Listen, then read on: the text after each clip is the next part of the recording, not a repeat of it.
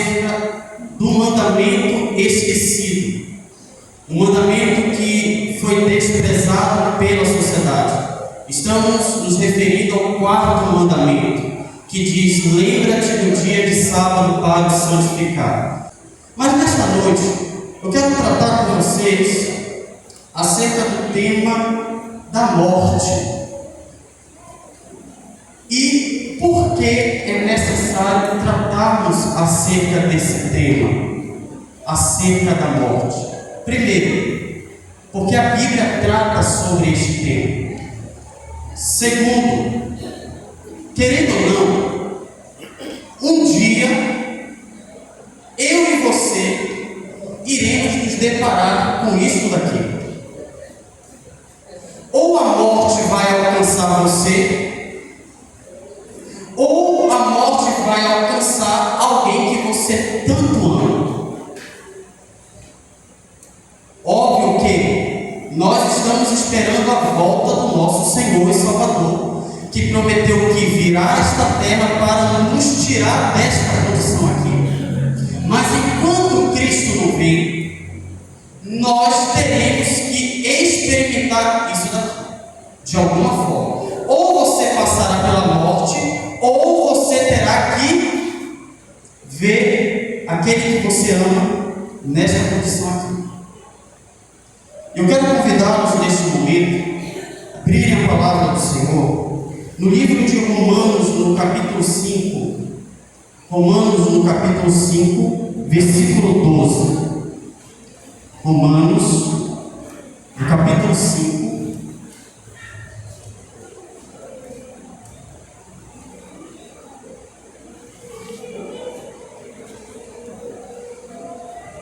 Romanos, no capítulo 5, versículo 12. Diz assim a palavra do Senhor: portanto, da mesma forma como o pecado entrou no mundo por um homem, e pelo pecado a morte, assim também a morte veio a todos os homens, porque todos pecaram. Então, por que nós lidamos diariamente com a morte? Por conta do pecado de um único ser, chamado Adão. Adão cometeu o pecado, e o resultado do pecado foi o quê? A morte. E assim a morte passou a todos os homens, porque todos... Você é pecador, e o resultado do seu pecado é o quê? A morte. Agora vá comigo para Romanos, volta para mim por favor, Romanos no capítulo 6, versículo 23. Romanos, capítulo 6, versículo 23. Pois o salário do pecado é a morte, mas o dom gratuito de Deus é a vida eterna em Cristo Jesus nosso Senhor.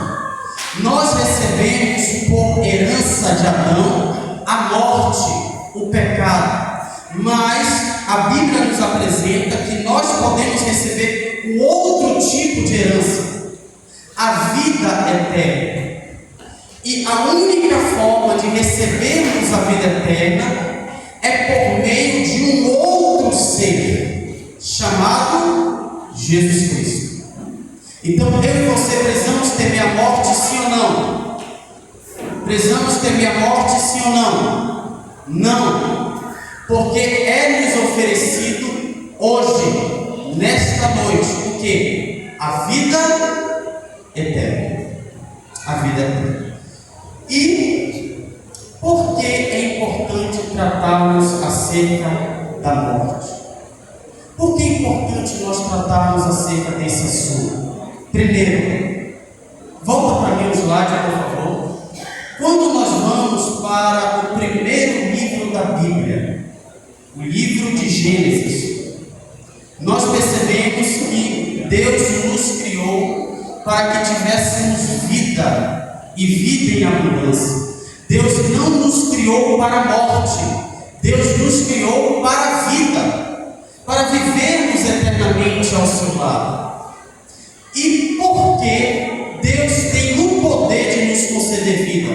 É interessante aqui, passa para mim, em 1 Timóteo, no capítulo 6, versículo 16, Paulo vai dizer que o único que é imortal e habita em uma luz inacessível, a quem ninguém viu e nem pode ver, a ele seja a honra, o poder para sempre. Amém. Então, por que Deus tem a autoridade de nos dar vida?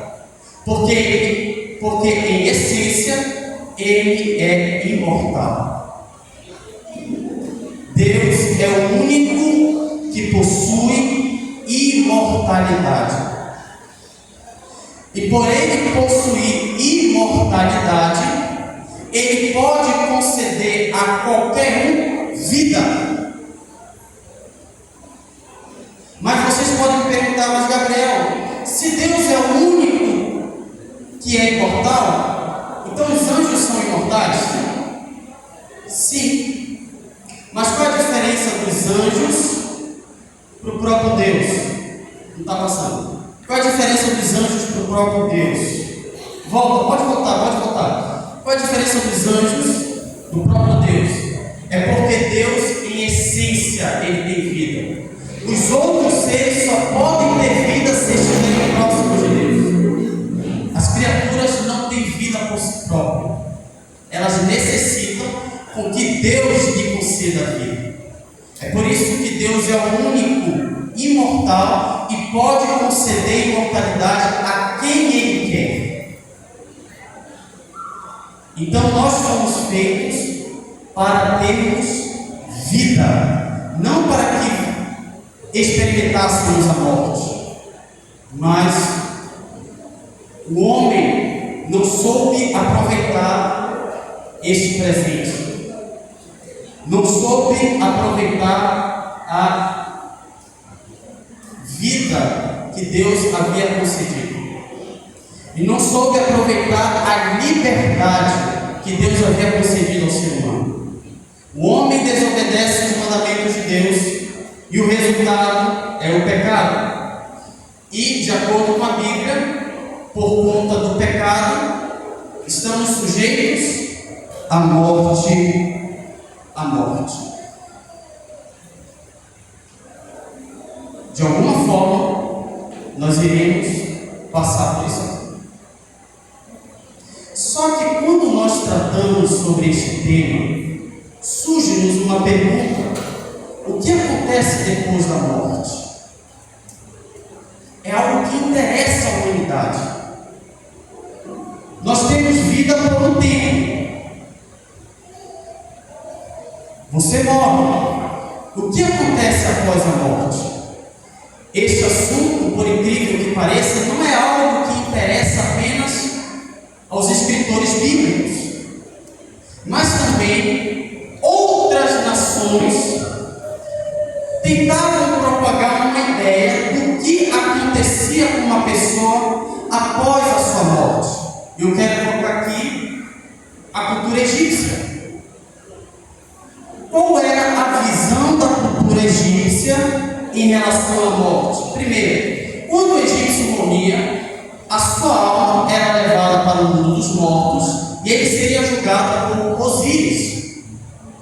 E por incrível que pareça, essa alma aqui era levada por esse Deus, e aí o seu coração passava pelo processo de julgamento. O seu coração era colocado nesta balança aqui, enquanto havia uma pena. Se o coração pesasse mais do que a pena, ele não tinha um coração puro, então ele não poderia ter a vida no mundo dos mortos. Mas se o coração daquele ser humano ficasse equilibrado, ou a pena pesasse mais do que o coração, então ele poderia entrar no mundo dos mortos, ele poderia ter um descanso eterno. Então você percebe que os egípcios, eles tinham uma noção de que quando o ser humano morre, a sua alma é liberta do seu corpo para encontrar descanso no mundo dos mortos. Saindo desta cultura e indo para a cultura grega, os gregos acreditavam que as almas eram conduzidas até o submundo por este ser aqui chamado Caronte. Então essas almas iam por um pântano, eles entravam no mundo dos mortos e eles tinham que ser julgados por este ser aqui, chamado Hades, que era o Deus do mundo dos mortos. Ele julgava as almas, ele decidia se aquela alma iria para um mundo onde ele poderia ter paz, onde esta alma poderia ter descanso, ou permaneceria no Tártaro, sendo atormentado pelo resto da sua vida. E aqui as almas eram conduzidas, e este animal aqui de 3 cabeças, ele servia para impedir que houvesse uma alma malandra, esperta, não quisesse passar pelo julgamento de Hades e passasse para um mundo melhor, para um mundo onde havia descanso. Então os gregos tinham uma noção de que quando a pessoa morre, o destino dela ou seria descanso ou seria um tormento. Mas também alguns filósofos também pensavam acerca da morte, refletiam acerca do estado dos mortos. Entre eles destaca Platão. Platão ele tinha uma ideia chamada dualismo. O que é o dualismo? É onde o ser humano ele é dividido em 2 partes: alma e corpo. O corpo era má, a matéria era má, mas a alma era boa e esta alma precisava se libertar do seu corpo. E em nossos dias nós podemos perceber uma ideia acerca do que acontece após a morte. Quando você vai para as culturas orientais, uma das propostas que nos é oferecida é a tal da reencarnação. Ou seja, você é resultado de uma vida passada, de uma vida passada, de uma vida passada, de uma vida passada. Ou você pode se reencarnar num ser humano ou num animal, de acordo com o hinduísmo. Também em nossos dias é propagada uma ideia de alma imortal. Ou seja, não existe essa tal de reencarnação. E alguns líderes religiosos propõem esse tipo de ideia.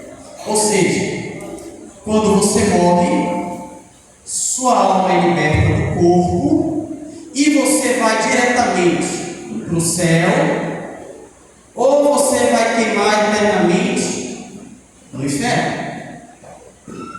Já quando você vai para o catolicismo, saindo um pouco do protestantismo e indo para o catolicismo, há uma ideia de que as almas neste exato momento estão no bendito purgatório.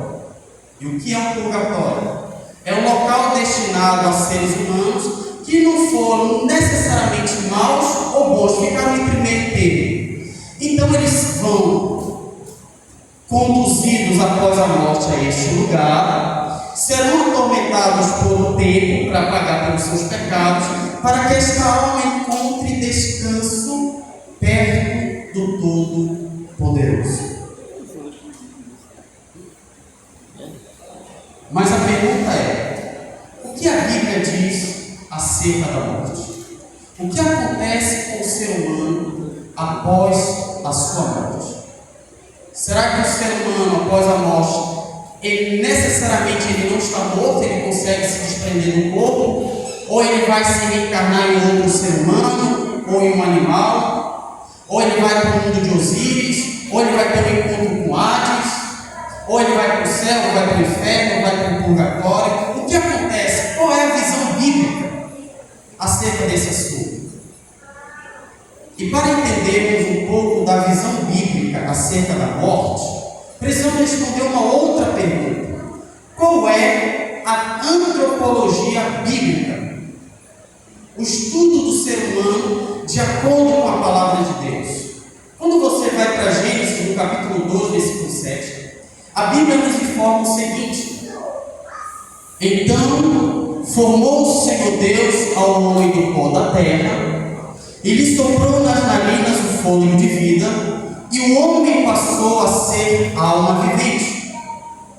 Quando você vai para a língua original pelo qual o livro de Gênesis foi escrito, que é a língua hebraica, a palavra fôlego na língua hebraica se chama ruá. O que quer dizer esta palavra ruá? Respiração ou espírito. E alma, nefesh, que quer dizer vida ou pessoa. Em outras palavras, Moisés está nos dizendo o seguinte, que a verdadeira antropologia bíblica não é que o ser humano tem uma alma, é que na verdade o ser humano já é uma alma. Em outras palavras, eu estou diante de almas. De acordo com a Bíblia, a alma não é uma entidade, um fantasminha que se liberta do corpo. Na verdade, a alma é você. Para você entender melhor, um exemplo da lâmpada. Lâmpada mais a eletricidade é igual a luz. Então, corpo mais o fôlego de vida resulta do quê? No ser humano. Ou seja, o ser humano, ele é um ser integral. Não existe partes do ser humano. Ele é um ser integral. Você é alma, uma alma vivente. Mas alguns podem me dizer o seguinte, Gabriel, mas a Bíblia nos apresenta uma ideia de alma. Uma alma desencarnada. Quando você vai para essa tradução aqui, ao meio da revista atualizada, no livro de Ezequiel, no capítulo 18, versículo 4, alguns chegam à conclusão de que estas almas que aparecem aqui é o que é nos propagado pela mídia. Almas desencarnadas, almas imateriais. Mas note bem aqui, ó. Eis que todas as almas são minhas, como a alma do Pai, também a alma do Filho é minha. A alma que pecar, essa morrerá. É o que está na Almeida Revista Atualizada. Mas quando você vai para a nova versão internacional, eles identificam essas almas não como algo desencarnado, fantasminha, não. É um ser humano. Deus está falando de indivíduos, de seres humanos, que é isto que a Bíblia propõe para a gente. Em Ezequiel 18,4, nessa tradução aqui, na nova versão internacional, eles vão traduzir pelo seguinte: pois todos me pertencem. Ele não está falando de mortos, ele está falando de pessoas vivas. Pois todos me pertencem, tanto o Pai como o Filho me pertencem. Aquele que pecar, morrerá. E o que acontece com uma pessoa que morre? Esta alma se liberta do corpo. Essa pessoa tem consciência após a sua morte? Note bem, o livro de Jó é um livro inspirado por Deus. O livro de Jó nos traz orientações para a nossa vida cristã. E veja como este livro fala acerca da morte, do que acontece com o ser humano após a sua morte. Jó no capítulo 7, versículo 9 e 10. Assim como a nuvem se esvai e desaparece, assim quem desce à sepultura não volta. Por quê? Nunca mais voltará ao seu lugar, a sua habitação não mais conhecerá. Ou seja, a pessoa que morre não tem conhecimento do que está acontecendo no mundo. Morreu, morreu. Ela não tem consciência. Salmos 115, versículos 17 e 18. Os mortos não louvam o Senhor. Então, se você quer louvar a Deus, se você quer desfrutar da íntima comunhão com Deus, você deve fazer em que momento? Em vida. Por quê? Porque após a sua morte, você não terá este privilégio. Os mortos não louvam o Senhor, tampouco nenhum dos que descem ao silêncio. Se existe uma ideia de que que após a sua morte você vai ou para o céu ou para o inferno, então o autor bíblico se equivocou. Então a Bíblia é mentirosa. E eu creio que todo mundo acredita que a Bíblia é a verdade. E se a Bíblia é a verdade, então tudo que ela diz acerca daqueles que morrem é a pura verdade. Então quem morre nesse exato momento não está no céu, não está no inferno, não vai se reencarnar em algum ser. Não. Uma pessoa que morre, ela desce à região do silêncio.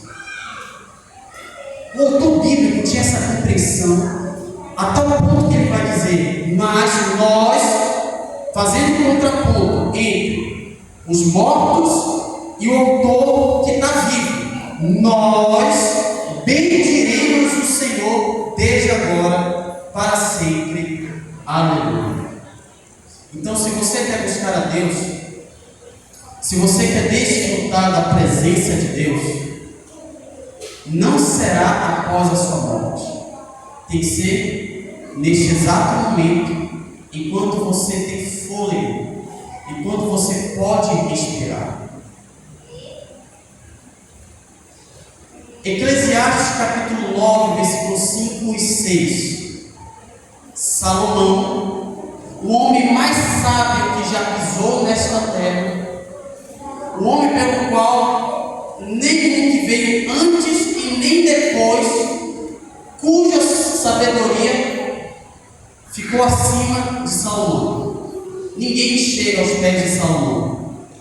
Salomão, inspirado pelo Espírito Santo, ele vai nos dizer o seguinte: pois os vivos sabem que morrerão.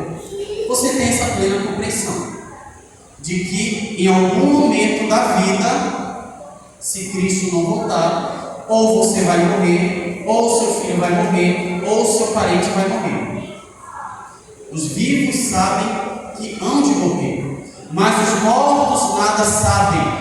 Para eles não haverá mais recompensa, e já não se tem lembrança deles. Para eles, veja os sentimentos: amor, ódio e a inveja há muito desapareceram. Nunca mais terão parte em nada do que acontece debaixo do sol. Sentimentos de amor, ódio, inveja são sentimentos que o ser humano tem enquanto ele está com vida, mas após a sua morte você não demonstra esse tipo de sentimento. Mas alguns poderiam dizer o seguinte: Gabriel, note bem, Salomão, ele está dizendo acerca daquilo que acontece debaixo do sol. Então assim, quando você olha para um morto, você tem a plena consciência de que ele não vai ter esses sentimentos. Só que Salomão, ele não está avaliando com o que está além. Eclesiastes 9:10.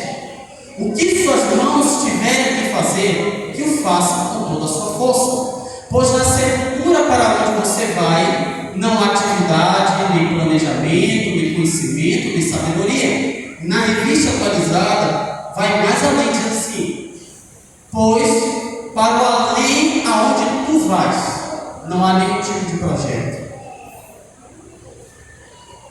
Ou seja, se você quer impactar a sua nação, se você quer dar sentido à tua vida, se você quer impactar a vida das pessoas, se você quer crescer no seu trabalho, tudo que vier na tua mão, dê o seu melhor. Esse é o conselho de Salomão. Dê o seu melhor na faculdade, na escola, nas suas amizades, no seu trabalho, porque quando você morre, acabou. Ao ponto que você não vai ter nenhum tipo de atividade, nenhum planejamento, nenhum conhecimento, nem sabedoria. Vocês perceberam que, diferente das outras culturas, só o povo judeu tinha a compreensão de que não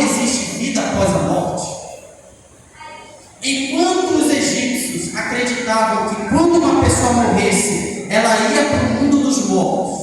Enquanto os gregos acreditavam que quando a pessoa morresse, ou ela iria encontrar descanso, ou tormento, ou enquanto outra cultura acreditava que a sua alma, ao se desprender do corpo, iria se reencarnar em outro ser, só a religião judaica, só o judeu tinha a compreensão de que após a morte nada acontece. Então, será que estes homens que escreveram isso daqui estavam errados? Eu creio que não. Eu creio que as demais culturas, a cultura egípcia, a cultura grega, as culturas orientais, na questão da morte, elas estavam equivocadas. Só a religião judaica tinha a compreensão de que após a morte terminou. A pessoa deixa de existir. Então, o que acontece quando uma pessoa morre? De acordo com Gênesis 3,19, resumindo, de acordo com Gênesis 3,19, o que acontece? O corpo volta ao pó. Segundo, Eclesiastes 12,7, o espírito, que na palavra hebraica, na língua hebraica, é a palavra ruá, que quer dizer fôlego. Essa respiração volta para Deus. E ele é entregue ao esquecimento. Terminou, acabou, ele deixa de existir. E tratando acerca do nosso maior exemplo, da própria palavra de Deus, o próprio Deus, como Jesus via, qual era a visão de Cristo acerca da morte. Interessante é que quando você vai para os evangelhos, Mateus, Marcos e Lucas, os evangelhos nos trazem esse relato acerca da filha de Jairo, da ressurreição da filha de Jairo. A Bíblia diz que quando Jesus entra na casa de Jairo, ele encontra um grupo de pessoas chorando, se lamentando, e aí Jesus diz algo que todo mundo chamou de louco naquele contexto. Jesus olha para aquele povo e diz o seguinte: por que vocês estão chorando? A menina não está morta, ela dorme. Quando você vai para a ressurreição de Lázaro, lá em João no capítulo 11, o próprio Jesus vai dizer que Lázaro estava dormindo. Ou seja, a morte para Cristo nada mais era do que um sono. E eu faço uma pergunta: quando você dorme, você consegue perceber o que está acontecendo ao seu redor, sim ou não? Você tem a noção de algum ser ou de alguma pessoa perto de você que você está dormindo? Não. Então, é a mesma coisa que acontece com uma pessoa que morre. Ela está dormindo. Ela é entregue ao esquecimento. Ela deixa de existir. Mas a pergunta é: será que há esperança? Um dia, isso se a morte não me pegar daqui quando eu sair para ir lá para casa. Mas eu sei que em algum momento eu vou morrer. Em algum momento eu vou perder meu pai, eu vou perder a minha mãe. É uma consciência clara, é algo claro para mim. E tem que ser para você também, é algo claro. Mas será que há uma esperança? Será que podemos ter uma esperança? O interessante é que quando você estuda os evangelhos trazem um evento bastante significativo para a religião cristã, que é a ressurreição do nosso Salvador Jesus Cristo. Ao ponto que quando você vai para 1 Coríntios, no capítulo 15, Paulo, ele vai tratar acerca de 3 verdades que o Evangelho nos apresenta. Coríntios, no capítulo 15. Primeira verdade é que Cristo Jesus morreu para salvar o pecador. Esta é a primeira verdade. Segunda verdade, que Cristo ressuscitou dentre os mortos. E terceira verdade, todos aqueles que descansam em Cristo ressuscitarão para a vida eterna. Ou seja, a ressurreição de Cristo é a garantia de que todo aquele que neste exato momento morre nele, crendo nele, ressuscitará. João capítulo 5, versículo 28 e 29. Não fiquem admirados com isto, pois está chegando a hora em que todos os que estiverem nos túmulos ouvirão a sua voz e sairão. Os que fizeram bem ressuscitarão para a vida, e os que fizeram mal ressuscitarão para serem condenados. A esperança do cristão não está na libertação do corpo, não está na vida após a morte. Eu morro e a minha alma sai do meu corpo e vai direto para Deus. Essa não é a esperança do cristão. A esperança do cristão é a ressurreição. Porque pense comigo. Se existisse vida após a morte, haveria necessidade de ressurreição? Seja sincero. Haveria necessidade de Cristo vir a este mundo para ressuscitar o corpo? Se eu já estou na presença dele, não haveria essa necessidade. Então, ou você crê que após a sua morte, sua alma se desprende do corpo e vai para o céu ou para o inferno, ou você vai crer naquilo que a Bíblia ensina, que você só pode ter vida por meio da ressurreição. Em 1 Tessalonicenses, no capítulo 4, versículo 16, Paulo vai dizer: pois dada a ordem com a voz do arcanjo e ressoar a trombeta de Deus, o próprio Senhor descerá dos céus, e os mortos em Cristo ressuscitarão primeiro. E é interessante que quando você estuda a primeira epístola de Paulo aos Tessalonicenses, Paulo ele está lidando com uma igreja que estava perdendo a esperança na ressurreição. Por quê? Jesus já havia sido elevado aos céus. Jesus já havia prometido aos discípulos que ele voltaria. E aí, possivelmente, Paulo tem escrito este livro ali por volta do ano 50, do ano 60, por aí. Quando Paulo vai escrever a igreja de Tessalônica. Entre esta data aí, do ano 50 a 60 depois de Cristo. E Cristo ainda não havia voltado. E muitos cristãos estavam sendo martirizados. Muitos estavam morrendo por causa do Evangelho. Pais estavam vendo seus filhos serem mastigados por leões. Mães estavam vendo, esposas estavam vendo seus maridos sendo decapitados, sendo queimados por causa do Evangelho. E a pergunta era: Jesus ainda não voltou. Estamos perdendo os nossos parentes. Será que vale a pena eu ser um cristão? Será que vale a pena eu morrer por causa do Evangelho? E aí Paulo vai tratar acerca da ressurreição, dizendo o seguinte: olha, vale a pena você dar sua vida por amor ao Evangelho. Sabe por quê?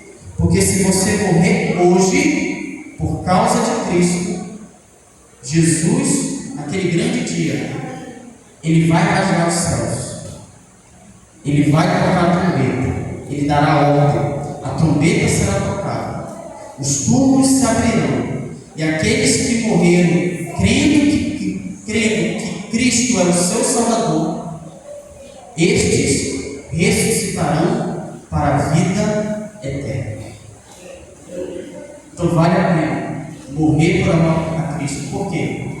Porque eu vou ressuscitar. É por isso que Jesus vai dizer lá em Mateus: não temam aqueles que matam o corpo e não podem tocar a vida de vocês. Antes, temer aquele que pode lançar no lago de fogo todo o ser humano. Então vale a pena se entregar completamente a Jesus. Mesmo que você morra, você viverá. Pois o próprio Cristo disse: eu sou a ressurreição.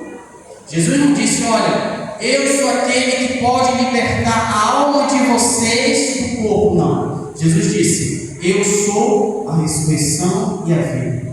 Aquele que crê em mim, ainda que esteja morto, viverá. 1 Coríntios 15, 51 a 53. Eis que eu lhes digo um mistério: nem todos dormiremos, mas todos seremos o quê? Transformados, num momento, num abrir e fechar de olhos, ao som da última trombeta. Pois a trombeta soará, os mortos ressuscitarão incorruptíveis, e nós seremos transformados. Pois é necessário que aquilo que é corruptível se revista de incorruptibilidade, e aquilo que é mortal se revista do quê? De imortalidade. Então, meus queridos, a esperança do cristão não está na libertação do corpo, mas está na ressurreição. Esta é a esperança do cristão. O céu se rasgará, Jesus virá com todo o poder e grande glória. Ele dará ordem. E se você crê em Cristo, você, mesmo que você morra hoje, ou mesmo que você perca um parente no qual depositou sua esperança em Cristo, não se entristeça, sabe por quê? Porque ele ouvirá a voz do Salvador e ele ressuscitará para a vida eterna. É o seu desejo de fazer parte deste grupo?